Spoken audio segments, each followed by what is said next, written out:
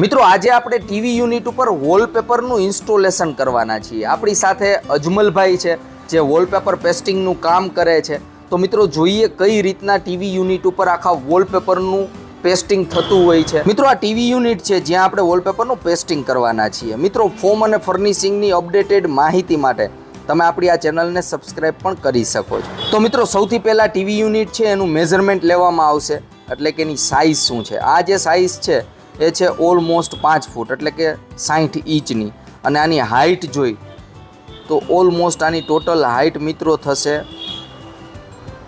92 ઇંચની, 92 ઇંચની total height છે, અને આની વિથ જોઈ તો 60 ઇંચની છે। હવે મિત્રો આ વોલપેપરનો રોલ છે, રોલને પહેલાં આપણે ઓપન કરીએ। વોલપેપરનો મિત્રો જે આ રોલ છે એની સાઇઝ જોઈને તો 17 ફૂટ બાય 3.5 ફૂટની છે ટોટલ સાઇઝ। આને આપણે જે ટીવી યુનિટની સાઇઝ હતી ને એ પ્રમાણે કટ કરવો પડશે। મિત્રો જે જગ્યાએ આપણે વોલપેપર પેસ્ટિંગ કરવાના છીએ એ જે સરફેસ છે એની ઉપર કલરના દાગ પડેલા છે, તો સૌથી પહેલાં કલરના દાગ છે એને આપણે ક્લીન કરશી। જ્યાં વોલપેપર લગાડવાના છીએ મિત્રો એ પ્લાય જેવી સરફેસ છે, પ્લાય છે, તો એને સ્મૂથ કરવી જરૂરી છે, કારણ કે ઘણી જગ્યાએ ખાડા હોય, નાના નાના ખાડા હોય છે, ખરબચડી જગ્યા વધારે હોય, તો એ જગ્યાએ લાપીનો યુઝ કરવો પડે, લાપી ભરવી પડે, જેને કારણે જે વોલપેપર લગાડવું છે એ સરફેસ છે સ્મૂધ થઈ જાય। તો આ રીતની લાપી હોય છે, જેને ખાડા જેવી સરફેસ હોય તો ત્યાં લાપી ભરવાની જરૂર પડે છે। જો લાપી ના ભરવામાં આવે ને મિત્રો તો ભવિષ્યમાં વોલપેપરનું જે ફિનિશિંગ છે એ સારું ના દેખાય, એર બબલ બને, અથવા લાઈફ છે એ ઘટી જતી હોય છે। તો જ્યાં આપણે વોલપેપર લગાડવાનું છે એ સરફેસને સ્મૂથ કરવી જરૂરી છે। તો સૌથી પહેલાં મિત્રો આપણે વોલપેપરની જે સાઇઝ છે એ 92 ઇંચ એટલે કે 92 ઇંચથી કટ કરવાના છીએ।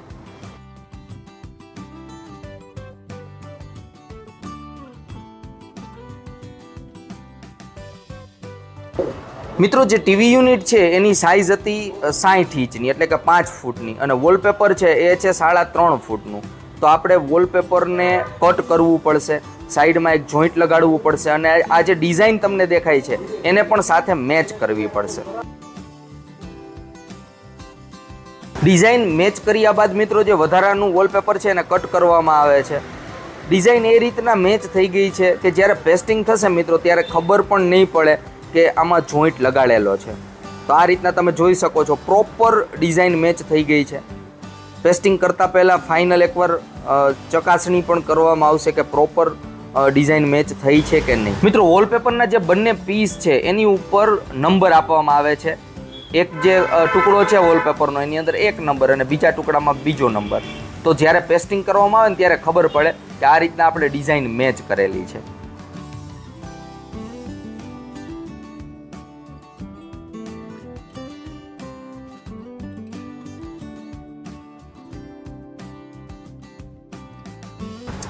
મિત્રો આ ગુંદર છે એટલે કે ગમ છે વોલપેપરને પેસ્ટિંગ કરવા માટેનો।